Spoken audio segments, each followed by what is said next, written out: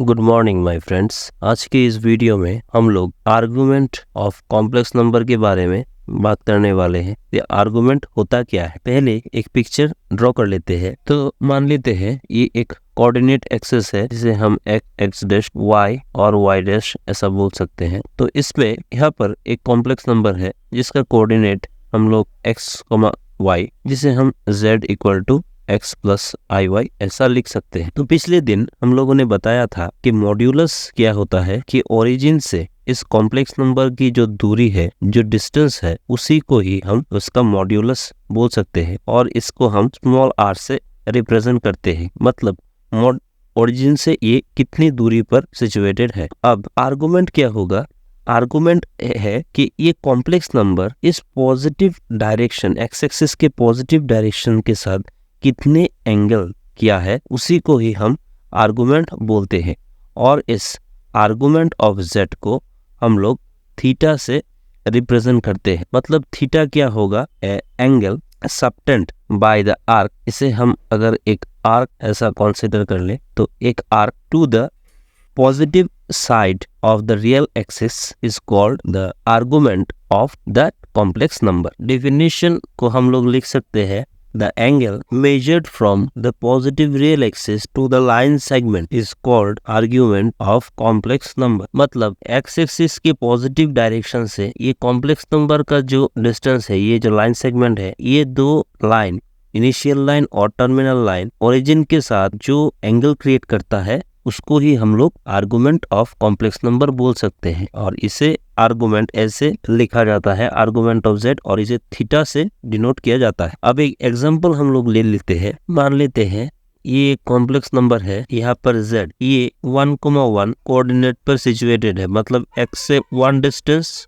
और y से y distance. तो इस कॉम्प्लेक्स नंबर को हम लोग लिख सकते हैं complex number z equal to x plus i Y, x की जगह 1 और y की जगह 1। तो इसे हम लिख सकते हैं 1 प्लस आई। अब इसको r और थीटा से कैसे लिख सकते हैं? लिख लेते हैं कि x कोऑर्डिनेट पर 1 को हम लोग r cos थीटा चूज कर लेते हैं और y कोऑर्डिनेट का जो 1 है इसे हम r sin थीटा ऐसा चूज कर लेते हैं। तो r स्क्वायर cos थीटा को हम लोग 1 और r square sin square theta को हम लोग 1 लिख सकते हैं। तो अगर हम लोग इसको ऐड करें तो R square cos square theta plus R square sine square theta, इसी को हम 1 प्लस 1 मतलब 2 हो जाएगा। अब आर स्क्वायर को कॉमन ले लें तो cos square theta plus sine square theta equal to 2 हो जाएगा। कॉस स्क्वायर थीटा और साइन स्क्वायर थीटा मिलकर 1 हो जाता है। तो आर स्क्वायर इक्वल टू 2 और R equal to plus minus 2। अब डिस्टेंस और लेंथ हम लोग जानते हैं ऑलवेज पॉजिटिव साइन में आता है, तो r इक्वल टू √2 हो जाएगा। मतलब ओरिजिन से इस कॉम्प्लेक्स नंबर की जो दूरी है वो √2 यूनिट है। अब ये आर्गुमेंट मॉड्यूलस हम लोगों ने देख लिया। अब आर्गुमेंट क्या होगा? आर्गुमेंट को हम लोग अगर ऐसा लिखे r sine theta by r cos theta, तो r sin थीटा की वैल्यू भी थी 1 और r cos थीटा की वैल्यू भी थी 1। तो यहाँ से आ जाएगा sin theta by cos theta equal to 1 और tan theta equal to 1। So theta equal to tan inverse 1। अब tan इनवर्स 1 की जो वैल्यू है वो है π/4 मतलब 45 डिग्री। मतलब ये जो अगर 2 यूनिट लेंथ की एक कॉम्प्लेक्स नंबर अगर हम चूज करें तो ये कॉम्प्लेक्स नंबर एक्स एक्सिस की पॉजिटिव डायरेक्शन से 45 डिग्री एंगल करके यहाँ पर आकर रुक जाएगा। यही यहाँ पर बोला गया है। तो ऐसे हम लोग आर्गुमेंट निकाल सकते हैं। मतलब आर्गुमेंट को हम लोग ऐसे भी बोल सकते हैं tan inverse of y by x, जहाँ पर y होगा इमेजिनरी एक्सिस का कोऑर्डिनेट और x होगा रियल एक्सिस का कोऑर्डिनेट ऑफ कॉम्प्लेक्स नंबर। तो ऐसे हम आर्ग्यूमेंट निकाल सकते हैं। अब इस आर्ग्यूमेंट की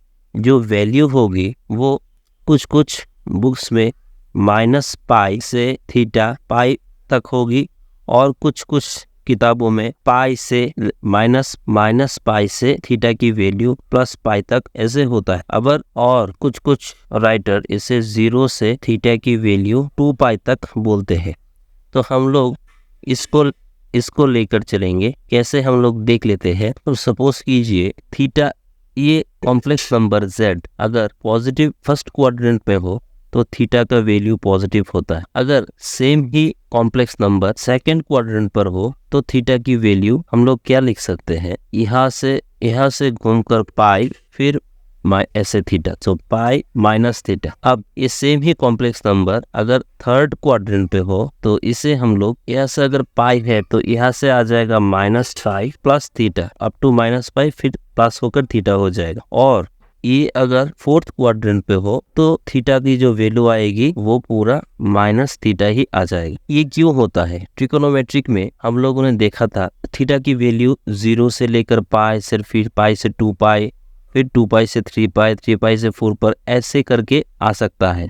इसको हम p प्लस n पाई ऐसे करके हम लोग दे सकते हैं। तो यहाँ पर जो कॉम्प्लेक्स नंबर में हम लोग इसे ही क्यों चूज करते हैं? क्योंकि कॉम्प्लेक्स नंबर पर हर एक नंबर एक एक सेपरेट क्वाड्रेंट पे आता है और एक एक सेपरेट क्वाड्रेंट पे अगर ये first quadrant, second quadrant, third और फोर्थ डिफरेंट क्वाड्रेंट के लिए ये थीटा का जो वैल्यू होगा वो यूनिक आएगा।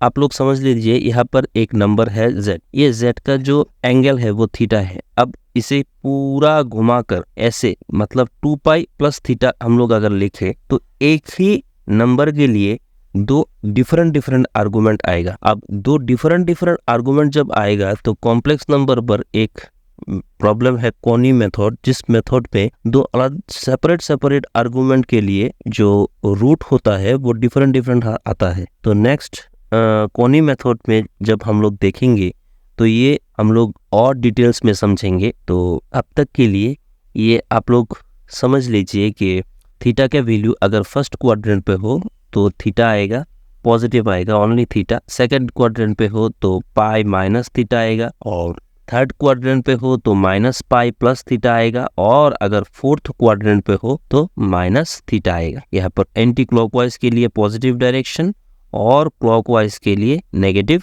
डायरेक्शन। एक और बात, इसे हम लोग क्यों minus pi less than consider करते हैं, माइनस पाई के बराबर क्यों नहीं कॉन्सिडर करते? और अगर यहाँ पर माइनस पाई के बराबर कॉन्सिडर करते हैं तो यहाँ पर ओनली लेस देन क्यों कॉन्सिडर करते हैं? क्योंकि मान लीजिए यहाँ पर कोई एक कॉम्प्लेक्स नंबर है, सपोज 5i -5i, तो यहाँ पर रियल नंबर क्या होगा? इस कॉम्प्लेक्स नंबर को हम लोग 0 -5i लिख सकते हैं। तो इस कॉम्प्लेक्स नंबर में जो आर्गुमेंट होगा वो आर्गुमेंट की वैल्यू क्या होगा? आर्गुमेंट की वैल्यू r, समझ लीजिए यहाँ पर r की वैल्यू क्या होगी? 0 प्लस -5 इट्स होल स्क्वायर, मतलब 0 प्लस 25 और 25 की वैल्यू 5, मतलब यहाँ पर मॉड्यूलस जो होगा वो 5 यूनिट होगा।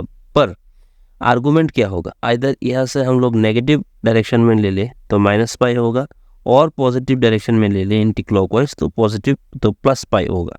अब अभी हमने बोला था कि कॉम्प्लेक्स नंबर के हर एक क्वाड्रेंट पे डिफरेंट कॉम्प्लेक्स नंबर के लिए एक यूनिक आर्गुमेंट की वैल्यू आएगा। तो आइदर हम लोग +पाई चूज करेंगे और -पाई चूज करेंगे।